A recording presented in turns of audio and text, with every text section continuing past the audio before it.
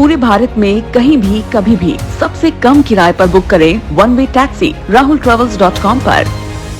मध्य प्रदेश से बड़ी खबर, जहां ऑटो रिक्शा विनिमय योजना 2021 को मंजूरी मिल गई है। मध्य प्रदेश में कलर कोड से अब ऑटो रिक्शा संचालित होंगे। एक बार में 5 साल के लिए परमिट जारी होगा। परमिट देने में सीएनजी को प्राथमिकता दी जाएगी। 3 से ज्यादा सवारी बैठाने पर परमिट रद्द कर दिया जाएगा। तो ये बड़ी खबर है इस वक्त की, जहां मध्य प्रदेश में ऑटो रिक्शा विनिमय योजना 2021 को मंजूरी मिल गई है। अब यह मंजूर हो गया है। मध्य प्रदेश में कलर कोड के हिसाब से अब ऑटो रिक्शा संचालित होंगे और एक बार में 5 साल के लिए परमिट जारी की जाएगी और सीएनजी को प्राथमिकता दी जाएगी। 3 से ज्यादा सवारी बैठाने पर परमिट रद्द कर दिया जाएगा।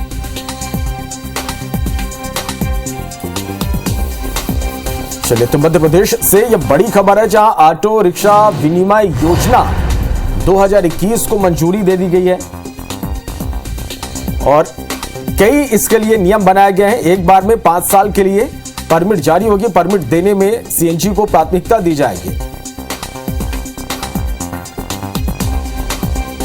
5 से ज्यादा सवारी बैठाने पर जो परमिट है वो रद्द कर दी जाएगी। तो ये बड़ी खबर आपको बता देंगे। कुछ इसके लिए नियम भी बनाए गए हैं जो आपको बता रहे हैं कि 3 से ज्यादा सवारी अब जो ऑटो चालक है वो नहीं बैठा सकेंगे और 3 से ज्यादा यदि वो सवारी बैठाते हैं तो उन पर कार्रवाई की जाएगी, परमिट रद्द कर दी जाएगी। कलर कोड के हिसाब से ऑटो रिक्शा संचालित होंगे।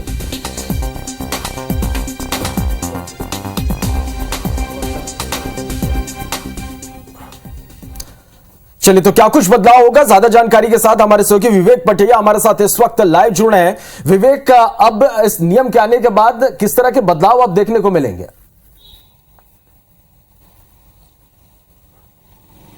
देखिए, नई नीति को मंजूरी मिल गई है और सबसे बड़ी बात यह है कि ऑटो रिक्शा के लिए नए नियम तय कर दिए गए हैं। अभी तक ऑटो रिक्शा को लेकर जो नियम थे, ऑटो रिक्शा की मनमानी से यात्री परेशान होते थे, लेकिन अब नियम तय करने के बाद एक तरह से लगाम लगती हुई नजर आएगी।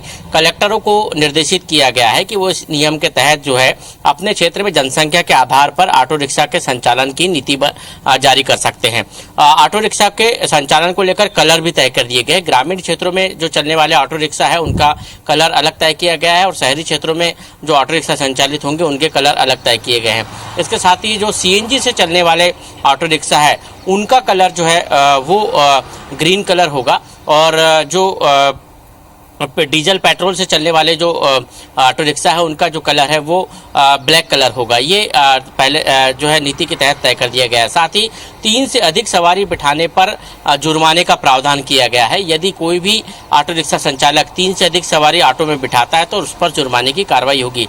ऑटो में यदि पटिया जो सामने की तरह सवारी को बिठाने के लिए पटिया लगा लेते हैं कई ऑटो रिक्शा संचालक, उस तरह की पटिया यदि पाई जाती तो निश्चित तौर पर उस पर जुर्माने की कार्रवाई होगी, उस पर कार्रवाई का प्रावधान किया गया है। इसके साथ ही सीएनजी से यदि कोई ऑटो रिक्शा संचालित होता है तो उसके रजिस्ट्रेशन में प्राथमिकता दी जाएगी। ऐसी कई नियम बनाए गए हैं इस नई नीति में और इस नई नीति को मंजूरी मिल गई। अब जल्द ही जिलों के कलेक्टरों को ये नीति भेजी जाएगी और उस आधार पर जिलों में भी ऑटो रिक्शा को लेकर नियम तय कर दिए जाएंगे और वहां पर कहां ऑटो रिक्शा चलना है जनसंख्या के आधार पर यह तय कर दिया जाएगा। चलो, निश्चित रूप से तो नई नीति, नए नियम से लोगों को जरूर राहत मिलेगी। बहुत शुक्रिया आपका इस पूरी जानकारी।